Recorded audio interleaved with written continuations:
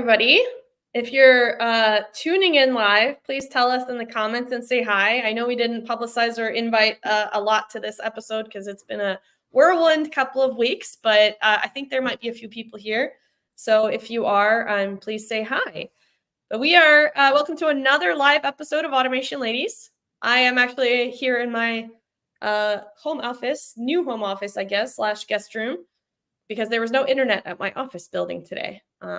Don't know what's going on with that. I don't know if it's the weather. We've had thunderstorms and stuff outside, but today we have Dale Parker. And if you know us, you probably know Dale. We've been friends and kind of running around in the same circles on LinkedIn and meeting each other at shows for a couple of years now. And like many of our guests, it seems like it's been a long time coming to have them finally coming on the show. So Dale, hi, thank you and welcome. How are you on this Thursday? I'm fabulous. I'm honored to be here. I'll phrase it that way. I mean, you and Allie have been planning it for a while, and it's just like we just had to get the schedules coordinated, and we finally got it to work out. So yeah, thank you. And I love the lights you got going on. It's always a party, right? Yeah. So this is in the basement here at home. One of my auxiliary workspaces, I guess you would call it. But, after seeing all the lights that Allie had on the turbo encabulator, I had to match her. So I had to get in on her with that. Very cool. If you're listening to this live on the podcast and not watching it live, Dale has a nice set of string lights going on behind him there. I feel like string lights make everything festive all of the time. Yes. I'm threatening to put them back up in the office in the command center, just so that it's a happier place when people come in. So yeah.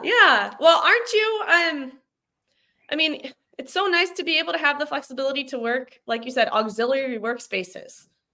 You have, sometimes you have your main place of business, and then other times you need to be able to, pick up the laptop and get some work done.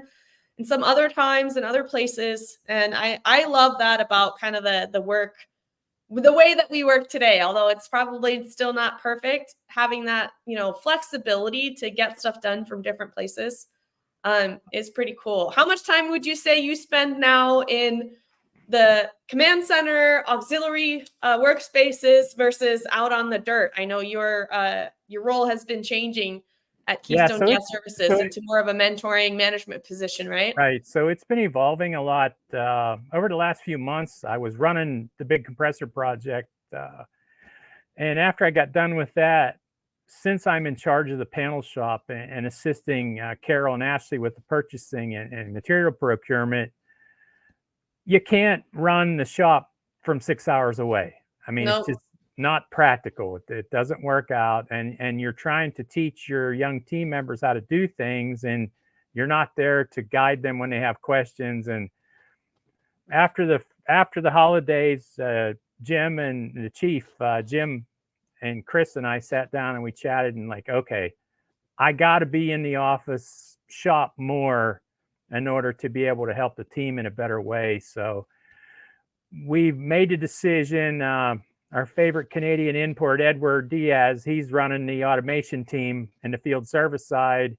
And Travis Eisminger is leading the electrical construction crew. And this allows me to help with all that back office stuff that nobody wants to do when it comes to inventory control and ordering parts and all of those kinds of things. And what we decided to do is, because after we build a panel, we call it reconciling the parts list. So, okay, we put the panel all together. If the stuff hasn't been checked out, that means Ashley can't pull it into the job. So what I do is after the panel's put together, I go out and I actually look at it, come back, let her know what all is inside of the panel. So when we're done job costing, we know what our profit margins are because of how much material we have in the panels. And we're trying to do a better job of doing that before it gets out the door. Before, we were just going so fast and so hard that stuff was getting out of there, and then none of the paperwork was done.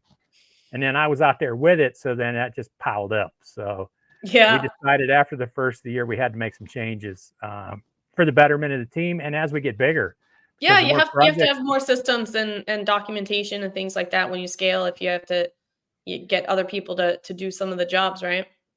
Yeah, so that's kind of where we are, is we're trying to improve our processes so that we have a better way to do this, because our hope is somewhere down the road that we would actually entertain the thought of trying to go for a UL 508 certification for our panel shop. And I know there's steps in the process for tracking and documentation and how your procedures are done. So I have to learn more about that. I'm going to reach out to a couple of folks that are familiar with that. Probably Tim Wilborn will be one, and the other will probably be Alex Martin. So I got to talk to those guys and get some pointers on do's and don'ts, and try to keep myself from being in the ditch. So, well, I got a couple other resources for you. Allie, although she's not here, I'm sure she would have loved to have this conversation with you. And then Roman, actually, also. They've both run UL 508 shops. Oh, that's good to know. So, I mean, I'll be reaching out to them, because at the beginning of the year, we kind of set our goals of the things we wanted to do this year. And that's one of the things that we're shooting for. One of them was to get me back in the shop. Mm-hmm. The other was to actually entertain the thought of going for that. And we have a couple more things tasks that we're all working on. I used to have a TUV safety certification whenever I worked at Tri-State Supply, and I let it expire last May. And then I found out in July we were getting safety projects. So now I have to go back to TUV and find out what I got to do to re-up it, whether I got to take another exam or another retraining class, or what I got to do. So got to get into that, because what we're trying to do is we're trying to branch out a little bit from just being a natural gas guys that everybody knows. Edward's been working his tail off on a facility in Ohio where they had some safety problems, and he's been out there implementing safety gates and light curtains and standing mats. And so we talked about it and said, you know what? There's not a lot of people that are good at safety. So what we want to do is system integrators. I've worked with them for years when I was at Tri-State. All system integrators like to say that they can do more than they can.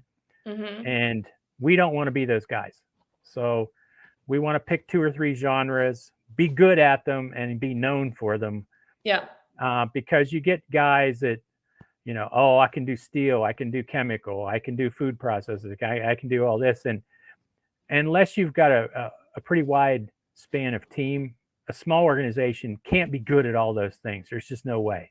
So we're trying to be very realistic about that and say, okay, let's pick 2 or 3 things and be known for those 2 or 3 things. So that's kind of a big deal. Hey, there she is. Hi. There you are. There you are. Good thing for you, Allie, sort of, is we started this conversation and I didn't even ask our first question yet. We kind of went in a couple other directions first, but I want to, I guess, update you. Dale just told me that it's one of their goals to maybe get UL 508A certified for their panel shop this year. Nice.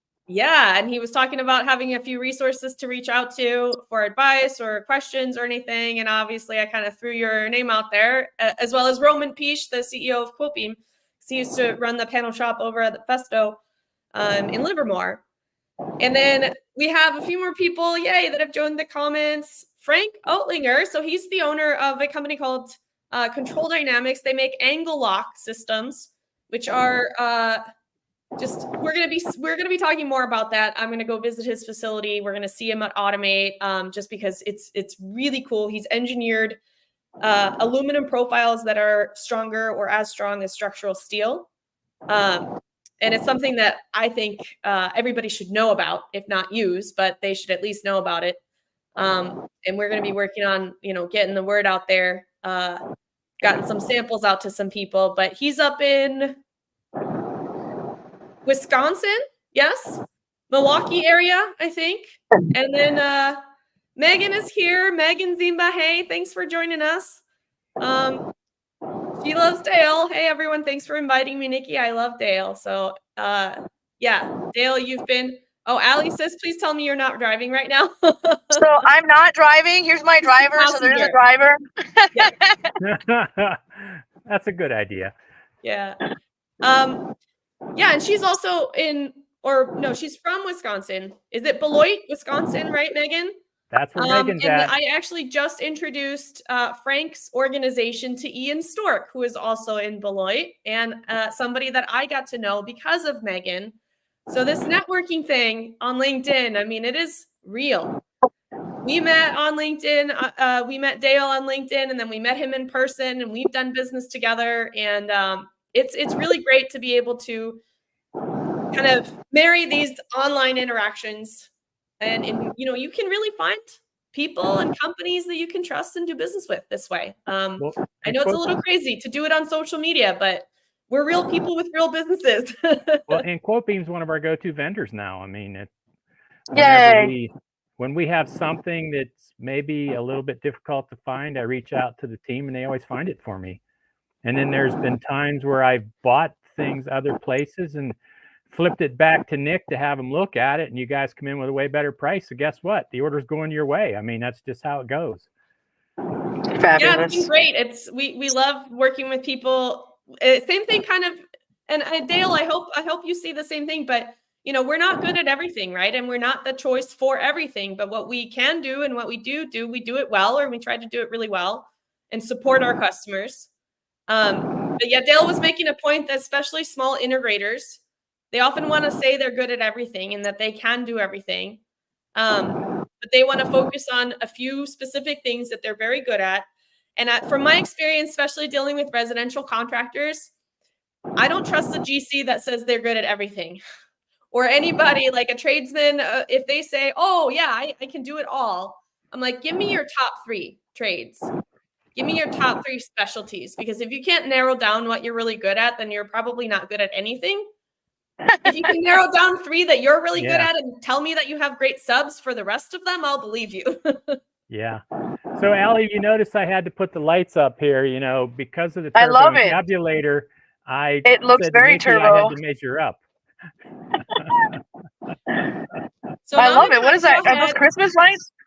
Yeah, they're LED Christmas lights. And then up behind me here, there's a signal generator, and then underneath my Maven's hat up there is an old analog meter. So nice going on.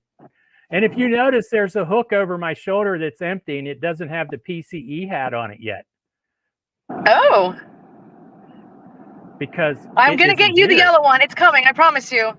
And it's gonna be yellow, and it's probably gonna be the only yellow one in existence. And that's why it'll be special, and it'll be posted. It will be. It'll be one of a kind. Yeah. Well, I guess that fits who's going to be wearing it, huh? Oh, for sure, one of a kind. I won't disagree with that. So now that we have Allie here, we can go ahead and kind of backpedal. And why don't we ask you our standard question, Dale? Sure. Can you tell us a bit about your journey and how you got to be at Keystone Gas Services? Because when we met, you were at Tri-State, but you have a pretty, decently long career even before we met. So we'd love to hear your story. How did you get into automation? So I started back, okay, here's where I date myself. I started back in '84 as a draftsman at a small company that manufactured glass equipment. And I had 3 engineers who mentored me when I was just a young dude. It was Denny and Grant and Buddy. And those guys,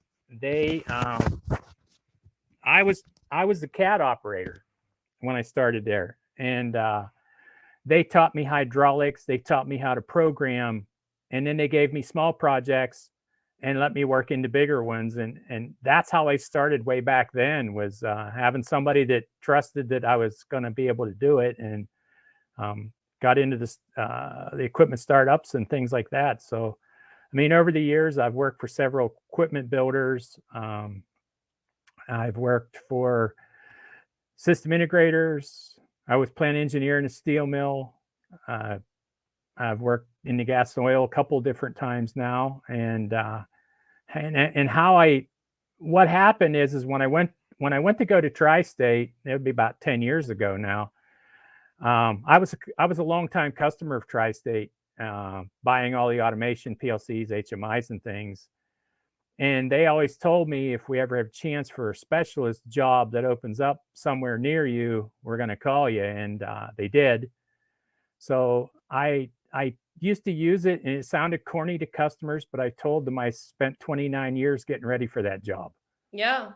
because I worked for a lot of their big hitter customers. So when I got there, I knew them, and they were my customers at that point. So that's how I got into Tri-State, was the fact that I was a longtime customer and I had people on the inside really yanking on the rope to get me in there. So I was there for almost 9 years and had a really great run there. And I was completely happy being there, working for Steve Rogers and working with Buddy Hellman and Al Magowski and all those guys, Jim Walker. And what happened is my friend Jim Sutterfield, who was plant engineer in a steel mill about the same time I was, he had been gas and oil before that. And he had the opportunity to start a company. It'd be almost 3 years ago now, I guess. And he called me and he says, "Hey," he says, I'm starting something and I need somebody I can trust who thinks like me, because Jim and I fly very parallel on our thought processes. And so they were only open like a month. And I said, "Well, natural gas guys, man, they come and go. I mean, and I have a stable job at Tri-State. I could stay forever." So I said, "I'm going to hold off." So it was about 3-4 months later, he calls me again and he says, "We had an engineer. She didn't work out. And I need another engineer and automation manager and somebody that can run projects." And I said, "Okay, I'll help you find somebody." He went, "No, not happening." I said, "What do you mean?" He said, "Because you're it." He floated me a number that knocked me off the chair. And then he said to me, "Look," he says, "if I don't come home with you at least coming down to talk to us, Chris isn't going to let me back in the building." So that was on a Friday. And I took a vacation day on a Monday and went down and I sat with them and I started pounding them with questions about what their backlog was and how they did things and everything else. And Jim's sitting at the table, he's just laughing. And he looked at Chris and he said, "I told you this wasn't going to be easy." He said, "He's been through too much in the last 30 some years. So he's going to ask you all the hard questions. And if you don't have an answer, he's not coming."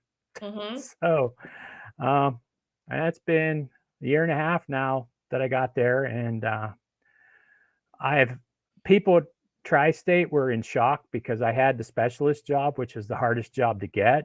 And they couldn't believe I was leaving. I mean, to be honest with you, because I was going back out in the field and they're like, "Why would you give up this cushy job to go back out and, be pounded around on the dirt again?" And I'm like, these guys are starting a company and Jim and I have a long history of trusting each other. And he said, "I think we're going to do really cool stuff." And he says, "I need help doing it," because he says, "I can't do it all." So that's how I ended up there. And I haven't looked back. I mean, we're trying to expand what we do and get into more things. Like today, I had an experience that I'll be posting on LinkedIn. I was inside of a hydroelectric plant down on the Ohio River. Oh. Almost 40 years of doing this, I've never been inside of the inner workings of a hydroelectric plant. I mean, this plant was built in 1923 and it had original Westinghouse MG sets and Westinghouse generators in it. I was waiting for George Westinghouse to come from out behind something. It was so old. So, but Jim and I were geeking out today. I mean, we'd never, neither one of us had ever been inside of one of those. But how we ended up there is it's a friend of Travis's, his maintenance director. And what it is, they need help with vibration monitoring. And they just happen to have Rockwell PLCs that they just put in here in the last couple of years. And Jim's like, "Okay, I'm bringing my Rockwell guy." So when they found out that I was the specialist at Tri-State, they're like, "Okay, we got to talk." So we got a complete plant tour of all these inner workings of this place. And Jim and I were completely geeking out with stuff that was old and new. And it's kind of exciting. So we're going to try to help them put vibration monitoring on those 12-inch diameter shafts that are running those turbines. So when they start, what's happening is they're starting to walk a little bit like this, and they don't have any way to monitor them. And what happened is they had one of them that beat the bearings out. And when they go to beat the bearing out of one of them, it's a $100,000 fix. So now what we're going to try to do is get vibration sensors on either side and in front and back. So if the shaft starts to move, they can shut it down ahead of time and pull preventive maintenance on it. So like I said, I've been doing this a long time. I've never been in a place like that. And it was just one of the coolest things that I've done. I mean, it's like, wow, this is really neat. I can't wait to be in here. So you just don't know what people are going to ask you to look at. So, and Allie's been there. I mean, yeah, you don't get a not look at in a hydroelectric plant from the desk. That's for sure. Yep. So that was today's adventure, and it was a fun trip. So, and I think we're going to have projects coming out of it. So, and that's why we do what we do. I mean, you know, you go and visit with people, and you want to walk away thinking that they're going to ask you to do something for them. So, yeah, and usually if you demonstrate that you have the knowledge and you can get the work done, and they like you and they believe in your abilities and all of that stuff, yeah, usually business comes out of that. Well, the other thing too is that the maintenance director, he is an old steel guy too. So okay. me and him and Jim, we like got into that steel wavelength right away, and he was real happy. I was gonna say you speak the same language. Yes, Yep. and having That's how you sell stuff. A little bit of gray hair helped too, because that means we've done some things. So, you know, I always tell everybody I'm not as young as I used to be, but I'll never be old. So, so this year in October, I'll be celebrating 40 years of automation in construction. Wow! Congratulations. Yeah, congratulations. That'll be hopefully a wonderful celebration. I know our friend Hank Prum is also celebrating his 40 years of being a master electrician and putting some content out. I think he's doing a YouTube series called The Sagas of a Seasoned Tradesman. Yes. I encourage people to follow that. I love, honestly, anybody that's willing to come out, create content, share what they do or what they know or what they're learning with other people. That is a huge value add to the world in general at this point, especially because now, we have this medium where it's recorded, it's on the internet. It allows other people to get a glimpse into our world, your world, and learn something. And I would encourage everybody, whether or not you feel camera ready or like, what you're doing or that making content is your thing, just sharing what it can make a huge impact on somebody's life and you would never even know it. So how we got into it is last year, Jordan Yates hooked up with me and asked me to visit with her. Yeah. Talk about things, and she blushes a little, but I call her my digital guiding light because she's the one that convinced me to do On the Dirt. Okay. She said, "You have a story to tell.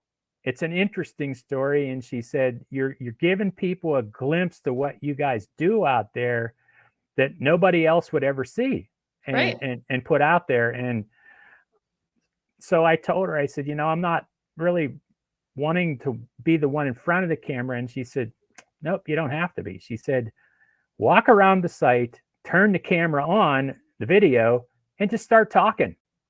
She said, "You can be behind the camera and have more impact than if you're in front of it."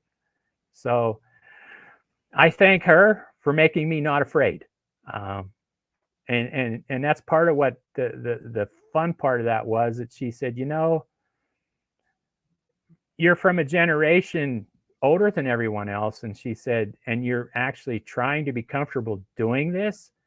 And she said that she's trying to convince more seasoned veterans like myself and Hank to tell the story, because there's a gap there that people don't tell it. So I was gonna ask you, Dale, you and Hank have this way about you where you want to give the next generation for just the success of everyone, but that's not really how a lot of you guys came up, I think, because you needed to protect your knowledge for job security. And so what do you think happened there? Like why did we do such a bad job of like producing the next generation and teaching them, and why, like what happened? Like and how do we, I mean, outside of like getting you guys to come out and give these stories to us, which we desperately need, Yeah. you know, like how do you, can you say something to like other people, I think, So, other seasoned people? so Yeah. here's the way I look at it. There's a term that I use, and you guys have probably seen me put it out there. I call it my engineering legacy. Mm-hmm. It doesn't do me any good to have all this knowledge under the hood if I don't share it with my junior team members and allow them to take that and run with it. Because as long, I say that I don't know how long I'm going to do this. I might do it 5 years. I might do it 10 years. I have no idea. But the idea is I want to have competent people backfill behind me. And the only way to do that is I have to share what I know how to do. And, the running gag at Keystone is I'll be 65 this year. And a lot of people don't realize that. And the running joke is that Chris has told me that I have to give him 5 years notice before I use the R word. So, but the running, now it's really funny is yesterday I bought a new chair for the office and it's got a 10-year warranty. And he says, I expect you to ride it the whole way. That's a good one. Keep your butt in the God. chair until the warranty expires. Yeah, till the warranty wears out on the chair, you have to be in it. So I guess I'll be around a while. That's a pretty good warranty for a chair. You'll probably stick around as long as you're having fun with it. Yeah, stick around as long as I'm having fun and health, Yeah. You try to manage that. I mean, I'm type 2 diabetic. I've never hidden that fact. I mean, I've lost a lot of weight over the years. I'm doing a better job of taking care of myself, but you want to make sure that you kind of guide your stress level a little bit and try to make sure that you're looking out for yourself a little bit. Like, I know I don't get enough sleep and I got to work on that, but I think we all managed to do that particular trick of being shorthanded on sleep. Yeah. Maybe it's yeah. Allie's nodding. She of knows. the industry or something. Yeah, but it's and you guys have seen my posts. I mean, we have some younger team members that are just ripping it up. I mean, my favorite twinster, Rochelle, she's out right now. We have a major well pad startup going on, and she's the squad boss. She's starting it up. She's running it. And it's been going on for, she's been out there for about a month. I have not set foot on that site. I mean, she's got it handled. And that's part of what, and she had one in West Virginia. How does that make you feel? Doesn't that make you feel amazing? Oh, yeah, because I tease them about her. And you helped her get there. Her and her twin sister, Rhiannon, they have a different way to do things. Rochelle loves the construction side and the builds, and her sister, Rhiannon, is a heck of a troubleshooter. So they're twins, but we've tried to give them the opportunity to do this, to both be successful in different genres, but still in the same sport, so to speak. And it is a big deal. I mean, I tease them about them. I'm their work uncle. I mean, there's, it's just kind of how it is. But I think the biggest thing, her and I had a chat before she did the startup in West Virginia. She knocked that one out and got it done. Blake Miller, the Blakester, went down, checked over her shoulder a little bit to make sure everything looked good. And he came back and reported and said, hey, everything looks great, Bird. We're good. So what happened, I think what started it is probably 6 months ago. Her and I had a chat on the back porch up at the shop. And I looked at her and I said, here's what I think the problem is. Nobody's ever told you professionally that they believe in you. And I said, I do. I am 100% believe in you, in your corner, and will support you any way I can. And she just looked at me a little bit and she said, you're right. Nobody's ever told me that. I said, but if you have people that believe in you, such as myself and Jim Sutterfield, you can do anything for us. because we have your back.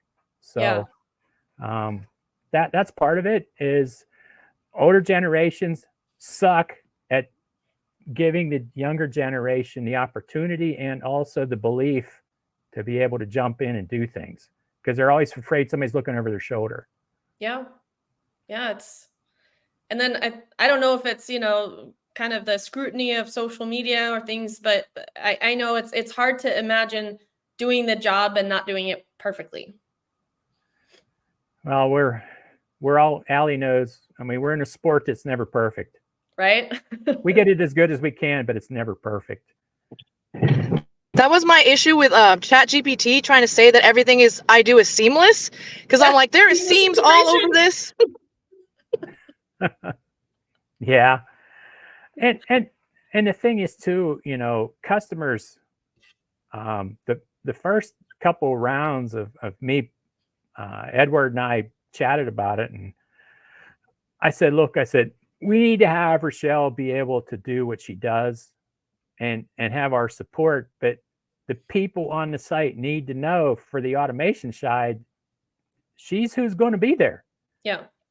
And is going to do the startup. So she's earned that respect level with a couple of our big customers, where they know she's the go-to person on that site. So she's done what she needed to do work-wise and effort-wise, that the customers are like, okay, Rochelle's here, we're good. So that's kind of, I love that aspect of what I do. I mean, we just have, just in the last 4 weeks, I guess, we got a new panel technician. Our previous one, Dakota, he got an opportunity to go to the field and be a field service technician, and we wished him well. And, that's because that's what he wanted to do.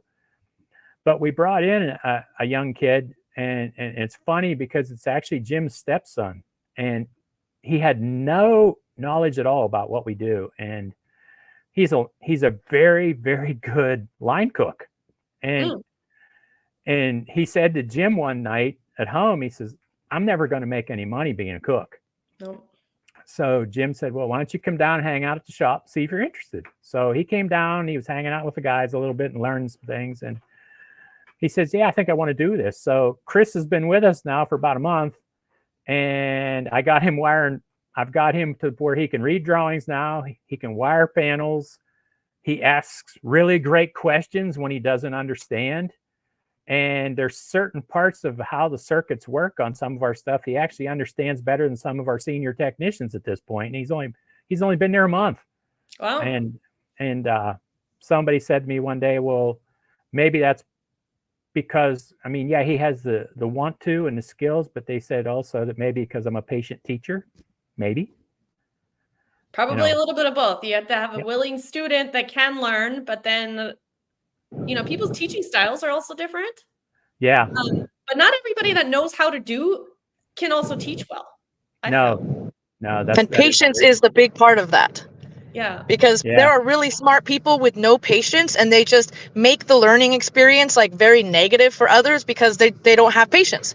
So you'll get like even me, I'll get snappy. But like people, if you snap at people while they're trying to learn, you just ruined the whole entire learning experience. Oh, so yeah. you have to. Yeah, that is such a true statement. Sometimes you have to step back a little bit and say, okay, well, why is this person asking this? Did I not explain it well to start with? Is how I look at it. Yeah.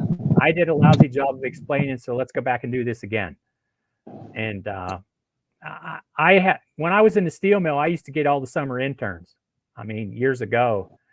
And part of the deal was when I had the interns, they strapped on their Motorola's and they were rolling on the shop floor with me because I said, sitting here looking at safety spreadsheets, you're not going to learn anything. I said, you need to be out here troubleshooting hydraulics. You need to go out here and find out why a machine's not working. And then what I used to do is give them small projects that they could complete in the summer. Go and talk to the operators and find out what it is they had to fix. Let them come back to me with a design and I'd approve it, and then help them buy the material and let them program it, let them do it.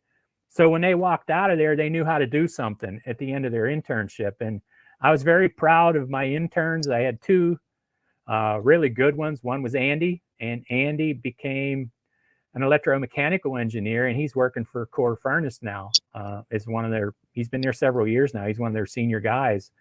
And then my other intern was named Stanley, and Stanley, he got a job at a large steel mill as a process engineer. And I feel really good because I helped start those guys, to give them the interest. So when they graduated, they kept going. So yeah, it's kind of cool. It's kind of cool stuff when I look around and see who maybe I've impacted a little bit in a good way. And that's just going to continue. You have had the chance to impact those people that worked for you directly in the past or with you, right? But now that you're out there, putting out some content for other people to see, I'm pretty sure that by the time that 10-year warranty expires on your chair, you'll have a huge number of people that you can say that you impacted in a positive way. Well, that's the goal, is to make the next generation as good or better than me. That's my goal. Yeah, very cool. I'm gonna go ahead and throw Frank's name up here. I know he said hi earlier. He's said a couple of other nice things here in the chat, but I'm gonna challenge Frank to come on the show next. There you go. If you can do it, he can do it. Yes. Tell him he cannot play the old guy card. Okay. just get in I there. put him and on go. the spot. I'm pretty sure I forced him to say yes. So look forward to a show coming up soon with Frank, and we'll have you join us in the audience, Dale. So yeah, I mean, you can impact the younger generation, but even people of your generation as well. Yeah. So we have some exciting news at Keystone, actually. Yeah, please share. So Keystone, is known as Keystone Gas Services, but we are rebranding in the coming months to be Keystone Industrial Solutions, because we're branching out a little bit away from the gas space. The hydroelectric plant was one of the things today. The safety project that Edward was working on. So what we're trying to do is find 2 or 3 niches that'll help level our business whenever because gas is so cyclical. Yeah. So we wanted to pick a couple things that are more consistent. So we're rebranding there. And I know you've seen the posts I put out on the KGS power bank that we built, which is the big battery charging system that goes out on well pads. And what we found is that nobody else, people would maybe put a bunch of batteries together, but not really put a system together. So we came up with a system that we could put out on the pad. And what happened is Rochelle was out starting up this project. They didn't have line power out there yet. So the power bank is for the customer. So we put it out there. They ran 6 days off the battery box without utility power. Nice. So she was able to keep going on commissioning off of our battery bank that we had built back in the shop. So I bet a lot of sites could use those. So what we're going to do is we're going to get the packet. We're going to get a brochure going, and I'll get the brochure up on LinkedIn. We'll get prices on it. But I think there's people that even in gas space, just in general, that need a 24-volt power supply to run their automation, whether it be for a week or temporary or whatever they're doing. We're just going to give them the ability to have it, because we set it up where you can we wire line power into a huge battery charger that we put in. And the battery charger Travis and I did the research, and we found a battery charger that you put on a super yacht. Because these people that have these $20 million yachts, they're over there in Europe, they go from port to port. Well, they got to plug in and recharge their systems, and they have these big honking battery chargers. We found them, brought them in, and put it into our battery bank. So now when you're running on utility power, that thing's charging the heck out of them batteries. Yeah. And then it's there if you need it. But we also set the thing up that we put a generator plug on the outside of the enclosure. So if for some reason you would lose line power for, say, a week, you can put a light plant or a generator there, plug that in, recharge up your battery system, and keep going. So nice. we've done some interesting things, Haven't you done some also with like a solar panel on it? So we're working. The problem is in Pennsylvania is, we've got I don't know what the statistics, like 59 days of sun in a year or something like that. It's Oh, pretty I didn't know it ridiculous. was that bad. Oh yeah, it's pretty awful. So we have a lot of customers that use, if you've heard the term TEG, which is a thermoelectric generator. Oh, okay. Basically, it's kind of like a burner system that has these, I don't want to call them like, I'll call them electronic devices that whenever they get hot, they put off voltage. Yeah. So those people use tags to charge their systems where they don't have line power. So that you'll have people use a combination of a tag and a battery and a solar panel system. So on the sunny days, the solar helps.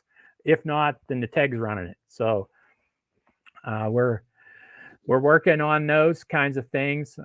Speaking of solar, we are actually out in the field right now. We have a couple customers that have asked us to come and look at their systems to automate their solar systems. So, so Jim was just up in snowy New York here the last couple of days, walking down a facility that had like 3 acres of solar panels, and was trying to see what they had up there and what we could do to maybe help them have like SCADA reporting and things back from the system, because they're out there in nowhere and nobody knows what they have.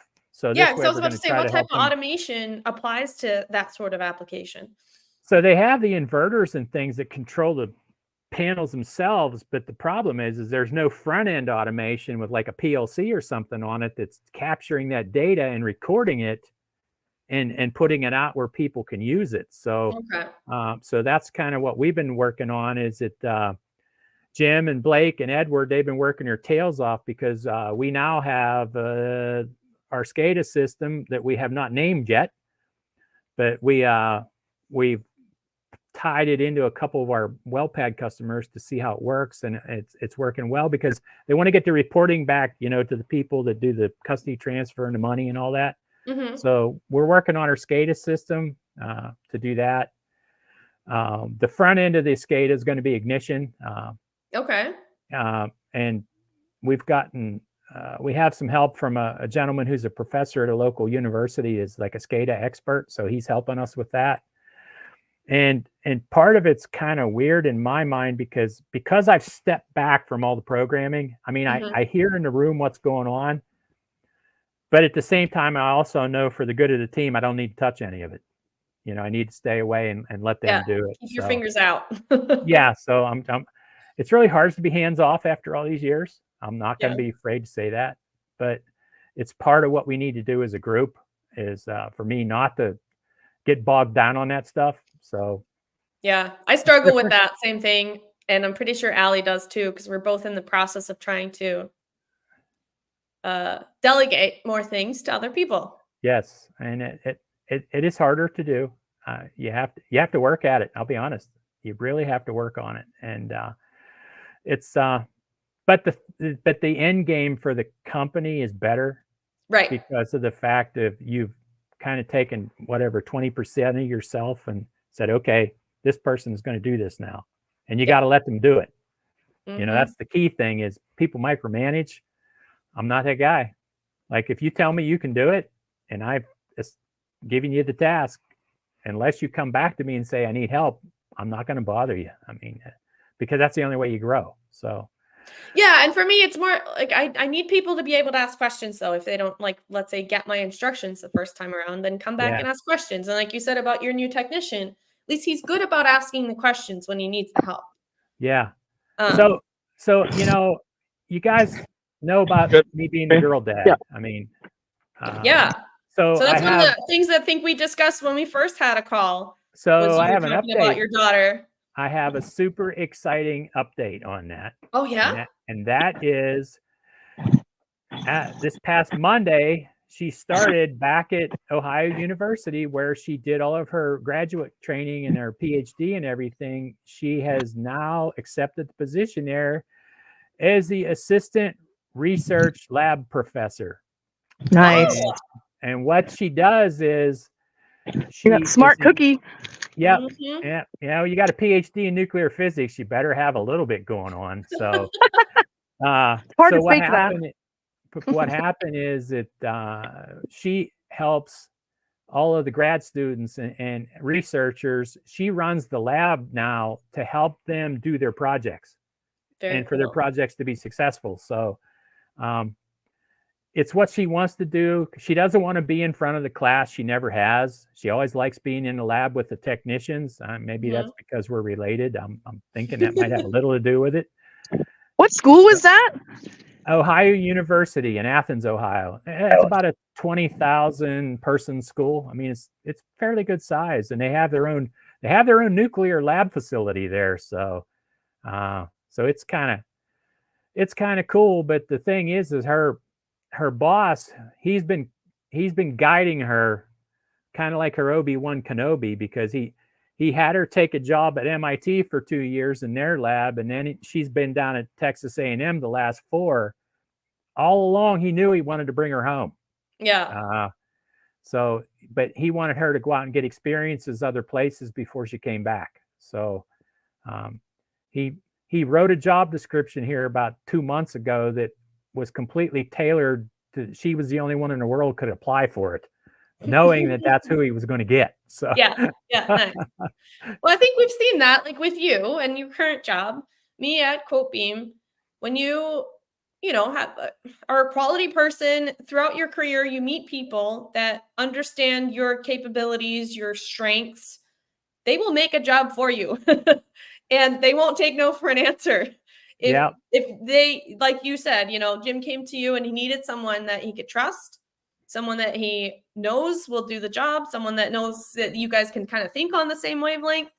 And that's one of the things that I think is so important about when you have, in your career, make those connections, let people see the real you, your strengths, your weaknesses, really, because when you get to stop pretending and start being exactly you and bringing your best strengths to the job, and the job being kind of tailored to that, that's where you get, I don't know, I would say like the highest and best use is a term I know from real estate. But if you look at a piece of land, there's a bunch of things you can do with it, but there will be something that will get the most value out of that particular piece of land. Yeah, I think the other thing that happens too is, like, and Allie can probably speak to this. You work so long to develop your skills and your credibility with people. What happens is, in the case of us, like when we were sitting around talking about building the KGS power bank, there's no committee. There was me, Travis, and Jim talking about a crazy idea that nobody else had done. And we went and talked to Chris to get the money approved. And he's like, okay, do it. And as an engineer, to not have 5 layers of people telling you no, that is the greatest thing that you'll ever have in a job. Is being able to come up with something crazy and then build the darn thing. Allie, I know you're walking, so you're muted, but I had a conversation like that with my boss, Roman, in the car with Allie and Courtney when I went to LA a few weeks ago. And I just vomited out this idea that I had, and I'd been sitting on it for a couple weeks because I realized not all my ideas are great in retrospect, or sometimes I sleep on it, But and to my surprise, because sometimes it's great idea, but not the right time, or this right. But yeah, he was like, oh yeah, just build it. Can you build it, and can you document it? Yeah, can you document what you're up to? Yeah, exactly. And I think that's something that, like, just intrinsically, I get a lot of satisfaction from feeling like, hey, my ideas and things that I, not all of them always make it into production, but when you do, that's for me anyways, is a very good intrinsic kind of motivator for continuing what I do. And I don't know if other people feel the same, but for me, that's a huge motivator for how I feel, like why I feel valued going to work every day somewhere. And that's part of the reason why I have no intention of hanging it up, because my thoughts make a difference. I mean, every day I make a difference. So, I mean, that's something you try to get for how many years? Yeah. Oh, I was just going to say, I know that, right now you're building something. We have other colleagues that we work with, like Naomi Pittman at Electrotech, and Andrea at Ahava, and everybody wants to build something where we can make a difference and we can have people come work where they feel like they make a difference. That's a big part of what you're doing, Allie, right?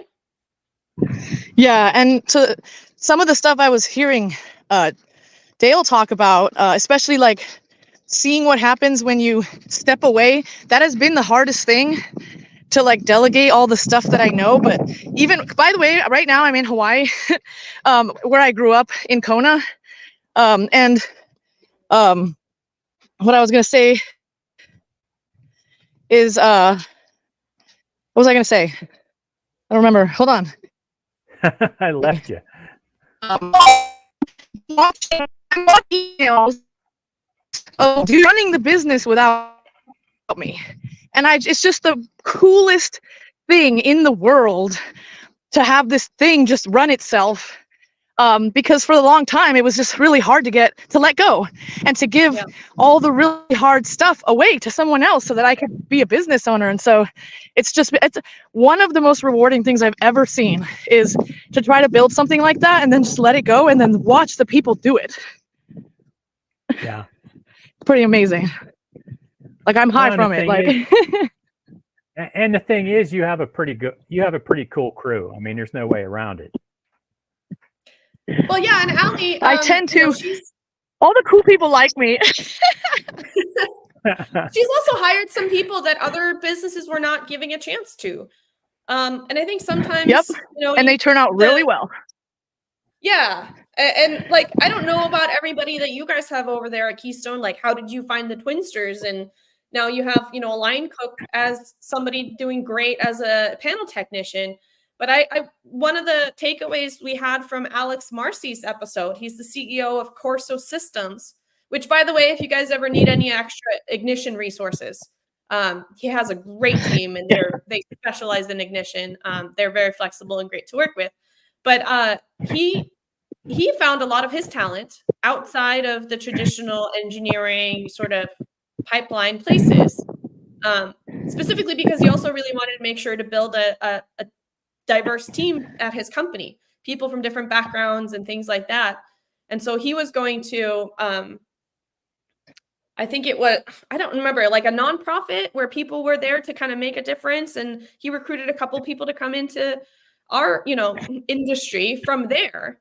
And I was just thinking the parallels between a line cook and a panel technician. And there's a lot of things, there's a lot of transferable skills between those two positions, even though on the face of it, it might not seem like it.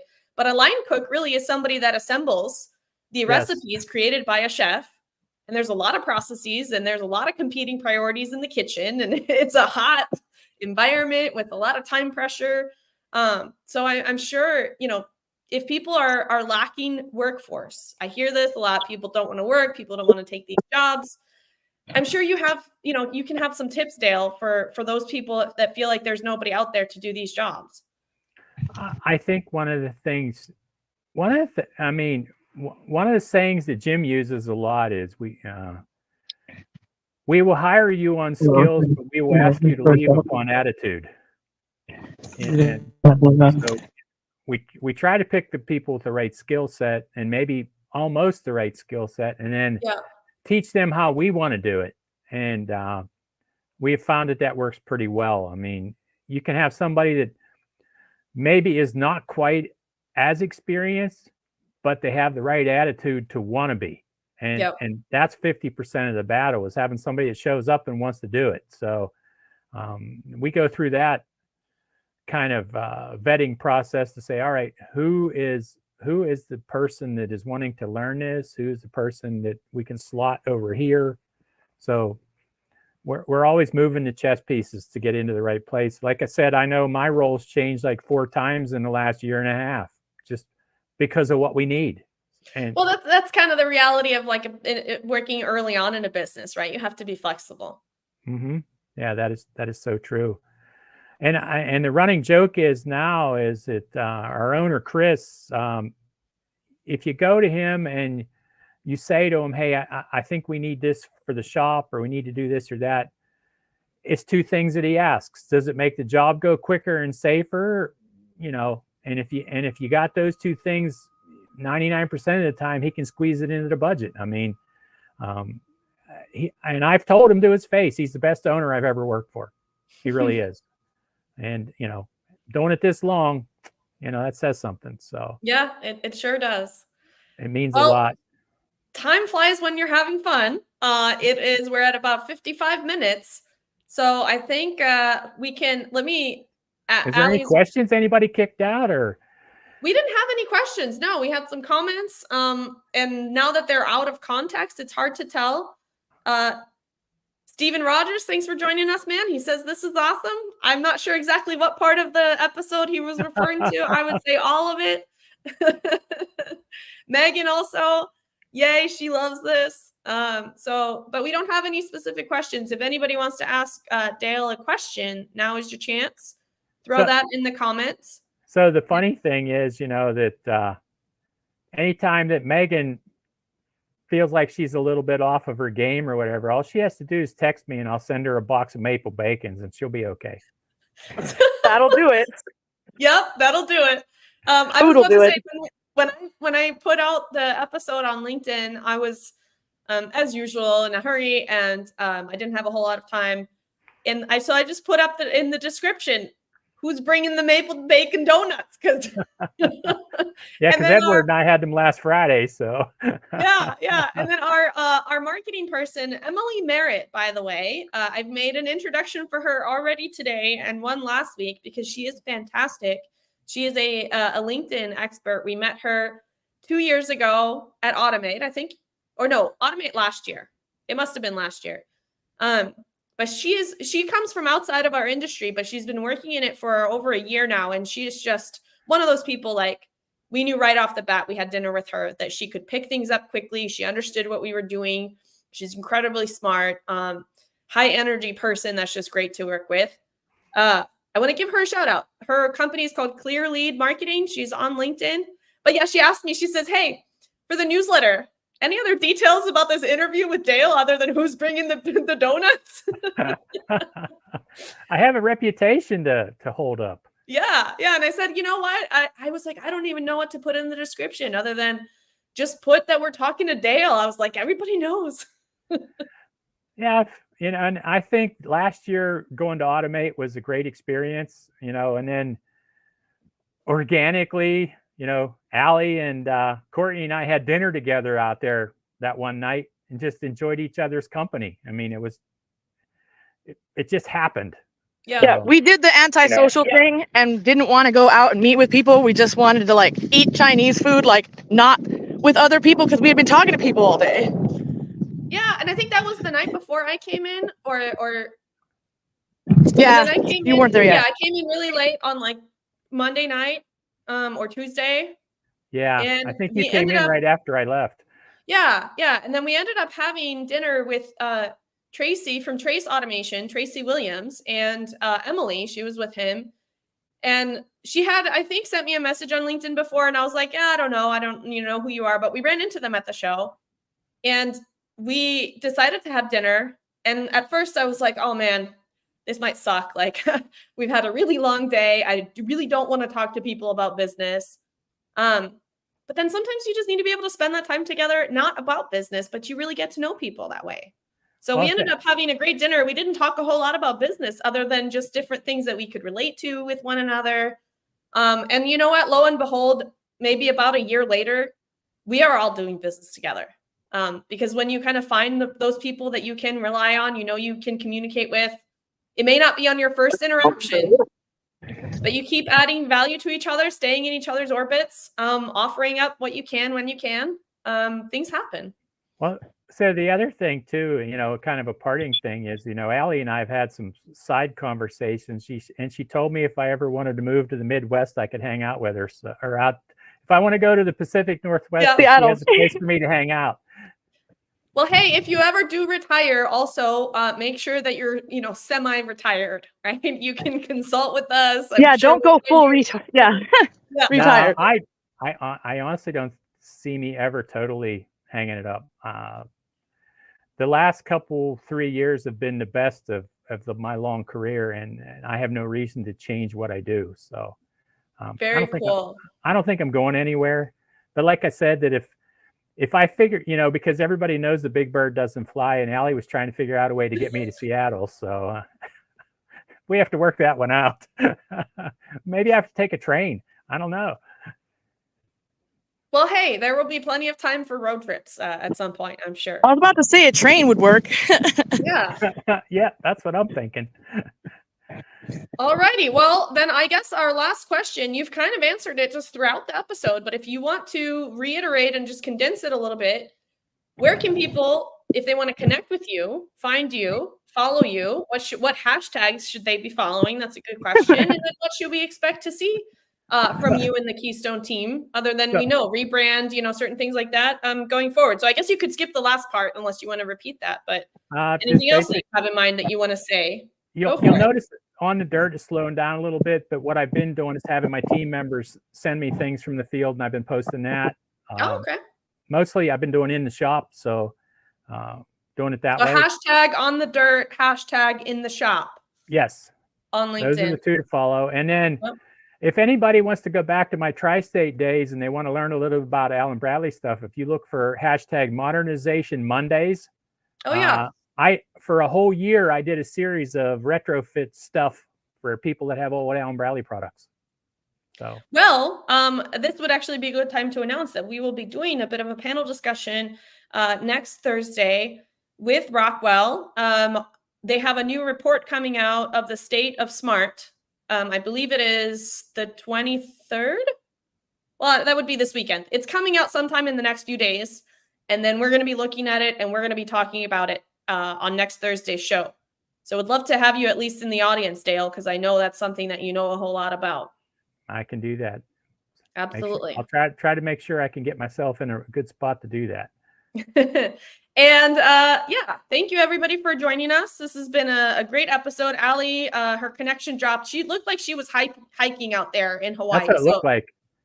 I'm not surprised if her cell signal dropped, but she made pretty much the whole episode. So I think that's the best we can ask for. Yeah. And we will have, so this episode will come out as a podcast in the next few weeks as well. And you will have a guest profile on automationladies.io. And we would love to stay in touch and make sure that we update that profile with future links, projects that you want to share with our audience. And then I'm hoping as we roll out sometime soon, our Discord channel, that Dale, you will be part of that community to help mentor and just inspire some of our community members. Sure, no problem. Yeah, well, wonderful. Thank you so much, Dale. I look forward to seeing you probably tomorrow on LinkedIn, if not earlier. Actually, probably some of your pictures later today from your visit at the hydroelectric dam. I'm actually kind of looking forward to taking a peek behind that curtain.